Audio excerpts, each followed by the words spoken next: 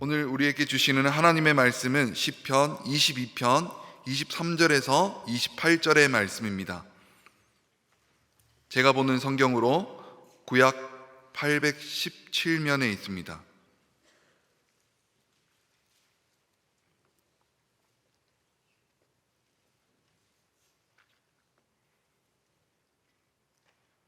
시편 22편 23절에서 28절의 말씀을 한 절씩 교독하고 마지막 절은 합독하겠습니다.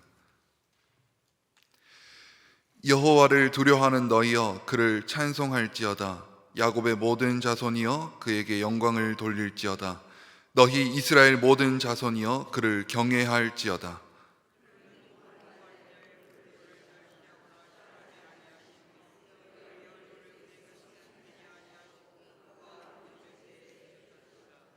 큰 회중 가운데에서 나의 찬송은 주께로부터 온 것이니 주를 경외하는 자 앞에서 나의 서원을 갚으리이다.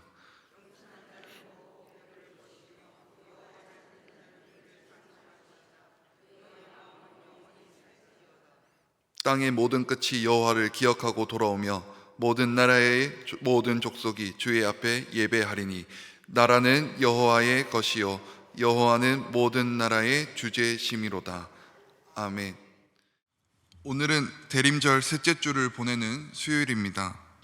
성탄절을 앞두고 매주 하나씩 촛불을 밝히고 있습니다. 대림절의 주제는 기다림입니다. 우리는 주님을 기다리며 살고 있습니다. 성령을 기다리고 하나님의 지혜의 말씀을 기다리고 하나님의 능력을 기다리고 하나님의 때를 기다리고 우리 주님 다시 오심을 기다립니다. 우리는 언제나 주님을 기다리지만 이 대림절 절기는 기다림의 자세를 다시 한번 바르게 추스르는 기간입니다. 바로 인내를 배우는 기간입니다. 이 복된 성탄의 계절에 육신을 입고 이 땅에 아기 예수로 오신 예수님께서 이제는 우리를 영원한 천국으로 인도하실 것이며 다시 오실 주님을 사모하며 기다리는 아름다운 절기가 되시기를 바랍니다. 사랑하는 성도 여러분, 이 세상에는 항상 두 세계가 공존합니다. 빛과 어둠, 진리와 비진리, 높고 낮음, 그리고 하늘과 땅이 바로 그 예입니다. 그뿐만 아니라 선과 악, 좌와 우, 천국과 지옥, 이생과 내생, 남과 여, 젊은이와 노인도 서로 공존합니다. 이 두 세계는 서로 대치하기도 하고 서로 견제하고 갈등하지만 때로는 조화를 이루기도 합니다. 이 세상 모든 사람은 누구든지 이 두 세계 중 하나에 속하게 됩니다. 어느 누군가는 나는 중간이다 라고 하는 사람도 있을 수 있지만 엄밀히 따지면 중간은 없습니다. 자세히 보면 어느 쪽인가로 기울어져 있습니다. 더 기울어진 사람이 있고 덜 기울어진 사람이 있을 뿐입니다. 이것은 종교에도 해당합니다. 이 세상에는 종교가 참 많습니다. 그런데 그 수많은 종교에도 크게 두 가지로 나뉩니다. 하나는 유실론적인 종교이고 또 하나는 무신론적 종교입니다. 쉽게 말해 유실론자는 하나님을 믿는 사람을 말합니다. 그리고 무신론자는 신의 존재를 믿지 않는 사람을 말합니다. 이 세상의 사람은 모두 이 두 세계에 속해 있습니다. 나는 이것도 저것도 아니다 라고 말하는 사람도 있겠지만 엄밀히 말하면 중간 위치는 있을 수 없습니다. 오늘 이 세상은 이 두 세계가 존재하며 서로 갈등하기도 하고 대치하기도 합니다. 시편 14편 1절 상반절을 보시면 어리석은 자는 그 마음에 이르기를 하나님이 없다 하도다 라고 말씀합니다. 이것이 바로 무신론적 세계관입니다. 여기서 어리석은 자는 히브리 말로 나발이라고 말합니다. 외적으로 하나님을 부인하고 자기 뜻대로 사는 사람을 말합니다. 또한 내적으로는 그 마음에 하나님이 없고 하나님과 관련이 없는 사람을 말합니다. 이 세상에는 이 나발들이 너무나도 많습니다. 지금 우리가 살아가는 이 시대는 무신론이 상식이 되어버린 세상입니다. 랜디 알콘이라는 분이 쓴 악의 문제의 바로 알기라는 쓴 책이 있습니다. 이 책 속에 바터만이라는 사람이 관한 이야기가 나옵니다. 그는 스스로 자신이 독실한 크리스천인이었다고 말합니다. 고등학교 때 회심하였고 무디 성경학교에 다녔고 휘튼 대학에서 공부하였고 프리스턴 대학에서 신약 박사 학위를 받은 사람이었는데 지금은 하나님을 부인하게 되었다는 것입니다. 죄와 고통의 문제에 대한 성경의 대답이 엉터리임을 발견해왔다는 것입니다. 무신론자들은 이 바터만의 등장에 열광했습니다. 랜디 알콘은 이처럼 하나님을 부인하는 사람들의 주장을 자세히 분석했습니다. 그리고 그들이 하나님을 부인하는 가장 큰 이유가 정말 하나님이 계시고 선하시고 사랑의 하나님이라면 어떻게 세상에 불의한 일이 많이 일어나며 죄 없는 자가 고난을 겪고 죽는 일이 일어날 수 있느냐는 주장에 있음을 지적하고 있습니다. 바트어만처럼 하나님을 믿던 그리스도인들조차 고난을 겪으면 하나님은 정말 계시는가 휘청거리게 됩니다.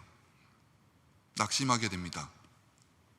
그러나 랜디 알콘은 악과 고난의 문제를 정확히 알면 오히려 하나님을 더 믿을 수밖에 없다라는 사실을 강력하게 외치고 있음을 볼 수 있습니다. 사랑하는 성도 여러분, 우리 성도들은 고난을 잘 이해하고 있어야 합니다. 고난은 참 신비한 역할을 합니다. 어떤 사람이 하나님의 사람인지 아닌지를 구분하는 일을 합니다. 하나님의 사람은 하나님의 영이 그 사람 안에 있는 사람입니다. 그 여부는 고난을 겪어보면 알 수 있습니다. 정말 신기할 정도로 성령님이 마음에 계신 사람과 성령님이 계시지 않는 사람의 반응이 다릅니다. 다윗이 오늘 본문의 시편을 쓸 때 너무나 고통스러운 상황에 있었습니다. 시편 22편, 다윗의 시 인도자를 따라 아옐레 샤하를 맞춘 노래. 각주를 보시면 사슴이란 곡조에 문자대로 해석하면 새벽 암사슴의 가락으로. 제가 지난번에 말씀드린 콘트라팍툼입니다. 3000년 전에 있던 곡조 가락에 다윗의 고통을 그대로 담아 시로 써 하나님을 찬양한 내용입니다. 본문에서 드러나는 다윗의 고통을 정리하면 세 가지입니다. 첫째는 고난이 너무 심하여 하나님이 자신을 버리셨나 의심이 들 정도로 라는 것입니다. 화면을 보시겠습니다. 1절입니다. 내 하나님이여 내 하나님이여 어찌 나를 버리셨나이까. 어찌 나를 멀리하여 돕지 아니하시오며 내 신음소리를 듣지 아니하시나이까. 둘째는 아무리 기도해도 하나님은 침묵하신다는 것입니다. 2절입니다. 내 하나님이여 내가 낮에도 부르짖고 밤에도 잠잠하지 아니하오나 응답하지 아니하시나이다. 겪어본 사람은 다 알겠지만 고통보다 더 힘든 것이 하나님의 침묵입니다. 셋째는 하나님 잘 믿는다고 소문이 났는데 고난으로 인하여 사람들이 조롱한다는 것입니다. 6절입니다. 나는 벌레요 사람이 아니라 사람의 비방거리요 백성의 조롱거리니이다. 그런데 참 신기한 것은 다윗이 고통으로 탄식하면서도 계속 뭐 하고 있습니까? 콘트라팍툼, 즉 자신의 믿음과 소망을 가사로 담아 주님을 찬양하고 있다라는 것입니다. 3절을 보실까요? 계속해서 화면을 참고하시겠습니다. 이스라엘의 찬송 중에 계시는 주여 주는 거룩하시니이다. 22절입니다. 내가 주의 이름을 형제에게 선포하고 회중 가운데에서 주를 찬송하리이다. 26절입니다. 겸손한 자는 먹고 배부를 것이며 여호와를 찾는 자는 그를 찬송할 것이라. 여러분, 고통 중에 있는 다윗은 하나님을 찬양했습니다. 이것을 어떻게 설명해야 합니까?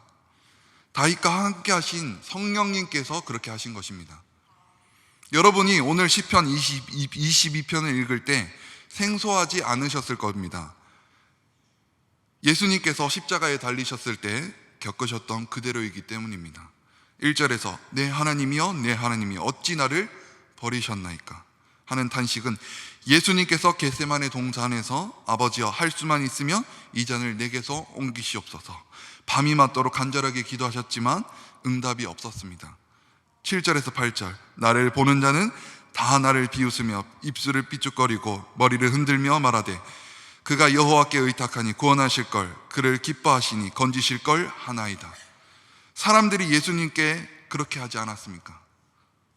14절, 나는 물같이 쏟아졌으며 내 모든 뼈는 어그러졌으며. 다윗의 이 표현은 실제가 아니라 시적인 표현이었습니다. 그 정도로 괴롭다는 것입니다. 그런데 정작 예수님은 십자가에서 이걸 있는 그대로 다 겪으셨습니다. 15절, 내 혀가 입천장에 붙었나이다. 16절, 무리가 나를 둘러 내 수족을 찔렀나이다. 18절, 내 겉옷을 나누며 속옷을 제비 뽑나이다. 다 예수님이 겪으신 그대로입니다. 그렇습니다. 오늘 본문에서 읽은 다윗의 고통은 예수님이 십자가 사건에 대한 예언적 사건이었던 것입니다. 하나님께서는 다윗의 고난 겪는 것을 잊으신 것도 멀리 계신 것도 아니고 하나님의 뜻을 이루시기 위해서 허락하신 것이었습니다.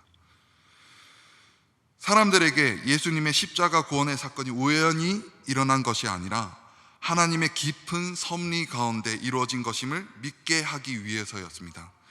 그래서 다윗이 말할 수 없는 고난을 겪으면서도 계속하여 찬송이 터져나온 것입니다. 성령님께서, 다윗과 함께 하신 성령님께서 이것을 깨닫게 하신 것입니다. 그렇습니다. 성령님 때문에 하나님의 자녀는 이해할 수 없는 고난을 겪으면서도 오히려 하나님을 찬양하고 감사하게 되는 것입니다. 앞서 언급한 바트 어만과 같은 무신론자들은 이유 없는 고난을 겪으면 사람들은 다 하나님을 떠날 것이다 라고 주장합니다. 물론 그런 이들도 있습니다.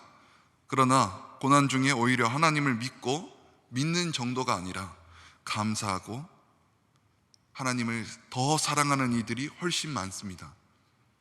여러분, 하나님을 믿는 사람도 병이 듭니다. 사업을 하다가 실패할 수 있습니다. 가정에 어려움을 겪을 수도 있습니다. 다른 사람에게 오해를 받고 중상과 모략을 당해 괴로움을 겪을 때도 있습니다. 지금 나의 상황, 내 옆 성도님들의 상황을 바라보면 그 말 못할 어려움과 눈물은 너무나도 힘이 들 수도 있습니다. 그러나 믿음의 성도는 이와 같은 때에 하나님을 의심하고 떠나는 것이 아니라 하나님께 더욱 가까이 나아가야 합니다. 고난 중에 오히려 더욱 믿음이 커지고 감사와 찬양을 드리는 이들이 수도 없이 많습니다. 왜일까요? 함께 하시는 성령님 때문입니다. 제가 잠시 지나온 2019년 겨울에 있었던 일을 소개하겠습니다. 그 해에 참 많은 일이 있어서 생각을 복잡하게 했었습니다. 중요한 사건은 제가 교제하던 사람과 헤어졌었습니다. 그 당시 반년이 지나갔음에도 이 생각이 정리되지 않고 많이 어려웠습니다. 다들 이런 이별의 아픔 경험이 있으실 겁니다. 더군다나 제가 신대원 입학을 앞두고 있었는데 저는 세상 밖으로 모습을 보이고 싶지 않고 부끄러웠고 어려웠습니다. 그때 제게는 새로운 사람을 만나는 것조차도 고난이었습니다. 주일 설교 말씀을 듣는데 데살로니가 전서 5장 8절의 말씀, 우리는 낮에 속하였으니 정신을 차리고 믿음과 사랑의 호신경을 붙이고 구원의 소망의 투구를 쓰자. 이 말씀이 제 가슴 깊이 파고드는 것입니다.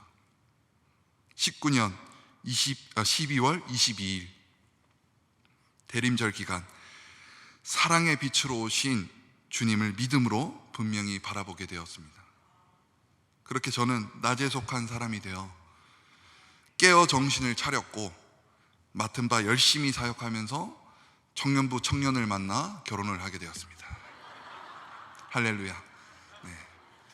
성령님은 우리가 고난 중에 힘들어할 때 더욱 하나님께 나아가게 하십니다. 다윗도 안타까워하면서 주를 전적으로 의지하면서 부르짖었습니다. 11절, 나를 멀리하지 마옵소서. 환난이 가까우나 도울 자 없나이다. 19절, 여호와여 멀리하지 마옵소서. 나의 힘이시여 속히 나를 도우소서. 어느 목사님의 간증글을 보았습니다. 목사님이 사랑하는 딸을 먼저 천국에 보냈습니다. 제가 잠시 그 글을 읽어드리겠습니다. 그 일이 있고 난 뒤 1년 반 뒤쯤인 듯하다. 새벽 기도의 시간에 갑자기 죽은 딸이 생각나서 한없이 울었다. 그날은 종일 울었고 그 주간은 매일 울었다. 그날 하나님은 나에게 이렇게 물으셨다. 마음이 괴롭지? 네 딸이 잊혀지지 않지? 네 하나님, 이제 내 마음을 알겠니? 나는 너무 당황했다. 무슨 뜻입니까 주님? 나도 십자가에서 나의 사랑하는 아들을 잃었단다. 이 목사님은 그제서야 독생자를 주신 하나님의 심정이 어땠는지 느낄 수 있었다고 합니다.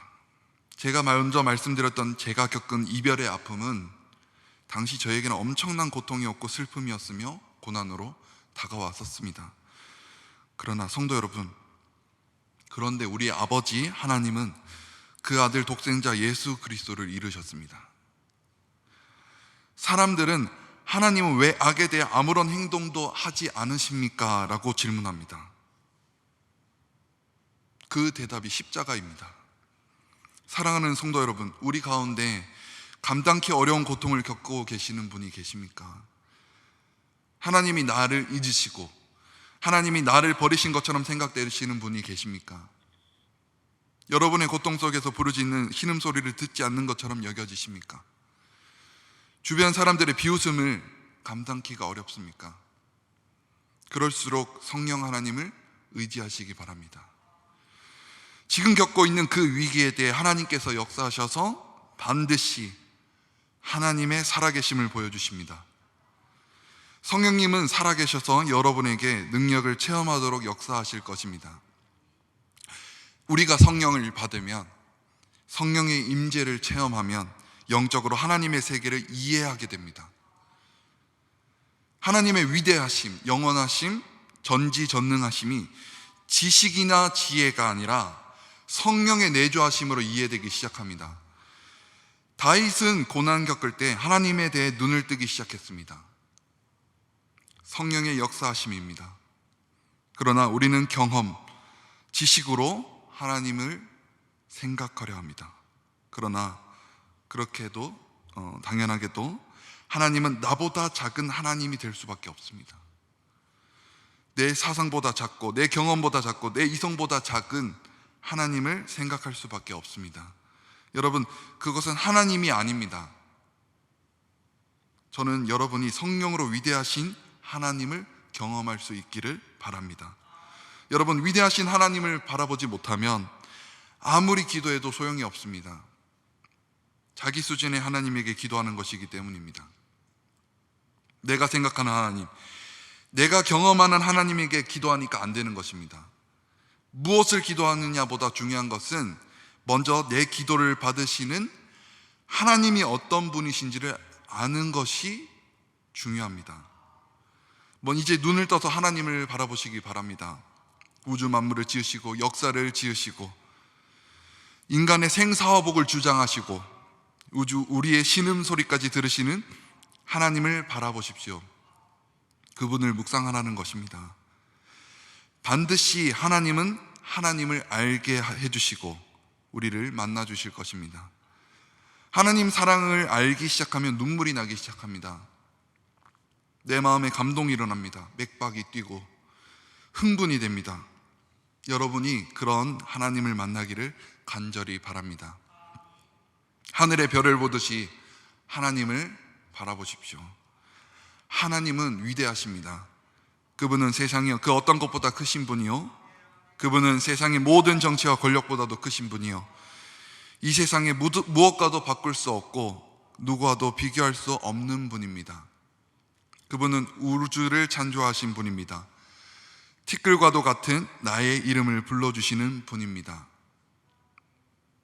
누구에게도 말할 수 없는 고민을 아시는 분이요, 내 숨소리, 신음소리를 듣는 분입니다. 우리 하나님은 양떼를 인도하시는 분입니다. 병든 양을 품에 안으시는 분입니다. 위대하신 하나님, 그 무엇과도 바꿀 수 없는 하나님, 우상이나 세상의 권력자와 비교할 수 없는 위대하신 하나님이 여러분의 인생의 주인이십니다. 이 세상에서도 주인이요, 여러분이 세상을 떠날 때도 그분이 주인이십니다. 우리가 성공할 때도 실패할 때도 그분이 우리의 주인이십니다. 전능하신 그분을 향해 입을 열어 찬송하십시오. 하나님을 느끼는 제일 좋은 방법은 그분의 이름을 찬양하는 것입니다. 저는 우리 찬양대가 아름다운 목소리로 하나님을 찬양하는 것도 귀하지만 목이 메서 찬송으로 부르지 못하고 눈물을 흘리는 모습도 아름다운 찬송이라 생각합니다. 이번 주일 성탄절 축하 음악 예배에서 칸타타를 했습니다. 준비하는 과정에서부터 연주를 올려드리는 그 순간에도 하나님의 한량없는 자비와 은혜를 영적으로 체험했고 경험했습니다. 연주를 마무리하고 집에 돌아갔는데 제 마음속 깊이 사랑의 빛으로 오신 예수님의 그 은혜가 놀라워 감격이 멈추질 않았습니다. 그러나 여러분, 찬양대의 칸타타 연주, 이것만이 예배가 아닙니다. 우리가 길을 걸어가다가 혹은 설거지를 하다가 하나님의 사랑을 감당할 수 없어서 움직이지 못하고 있는 것, 이것도 예배입니다. 혹시 마음에 고통이 있으십니까? 마음에 상처가 있으십니까? 마음이 병들었습니까? 가정에 또 위기가 있습니까? 저는 오늘 이 말씀으로 여러분을 권면하고 싶습니다. 고통과 아픔을 묵상하지 마십시오. 하나님을 묵상하십시오. 하나님을 바라보십시오. 그분은 기적을 베푸십니다. 하나님의 능력이 여러분에게 나타날 줄로 믿습니다. 고난을 많이 받으면 하나님을 사랑하게 됩니다. 고난은 우리에게 하나님을 가르쳐 줍니다. 하나님이 안 계시면 고난의 의미가 없습니다. 고난을 통해서 하나님을 만난 사람들이 얼마나 많습니까? 마가복음 13장 13절의 말씀입니다. 끝까지 견디는 자는 구원을 얻으리라. 고난을 통해 성화되고 하나님과 가까워집니다. 내 주를 가까이 하게 함은 십자가 짐 같은 고생이나 내 일생 소원은 늘 찬송하면서 주께 떠나가기 원합니다. 고난이 우리를 엄습하면 엄습할수록 우리는 하나님께로 더 가까이 갑니다. 그것이 설령 십자가라 할지라도 십자가를 거쳐 부활이 있고 승리가 있고 성장이 있는 것을 알기 때문입니다. 종교개혁자 깔뱅은 세상을 떠날 때 마지막으로 성경 구절을 외웠습니다. 로마서 8장 18절입니다. 생각하건대 현재의 고난은 장차 우리에게 나타날 영광과 비교할 수 없도다. 이 구절을 16번째 외우다가 세상을 떠났다고 합니다. 제가 바울의 고백을 끝으로 말씀을 마무리하겠습니다. 로마서 8장 35절에서 39절의 말씀입니다. 누가 우리를 그리스도의 사랑에서 끊으려? 환난이나 공고나 박해나 기근이나 적신이나 위험이나 칼이랴. 내가 확신하노니 사망이나 생명이나 천사들이나 권세자들이나 현재의 일이나 장래의 일이나 능력이나 높음이나 깊음이나 다른 어떤 피조물이라도 함께 읽겠습니다. 우리를 우리 주 그리스도 예수 안에 있는 하나님의 사랑에서 끊을 수 없으리라. 아멘. 이것이 성령님으로 충만한 모든 성도들의 믿음이요 고백입니다. 여러분, 우리 모두에게 믿음으로 살기 위한 수고와 고통이 있기를 바랍니다. 그리하여 현재도 이미 천국을 소유하시는 여러분 모두가 되시기를 바랍니다. 하나님이 어디 있느냐? 조롱하는 사람들 앞에서 하나님이 우리 마음에 오셔서 살아계심을 증거하는 성도들이 다 되시기를 간절히 바랍니다. 기도하겠습니다.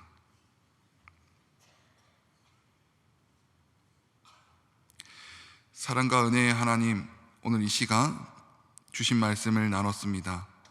하나님, 우리에게 주신 이 말씀 통하여 우리가 위대하신 하나님만을 바라보며 이 땅을 거룩한 믿음의 성도들로, 빛의 자녀들로 살아가게 주님 인도하여 주시옵소서. 감사드리며 사랑의 우리 구주 예수 그리스도 이름으로 기도드리옵나이다. 아멘.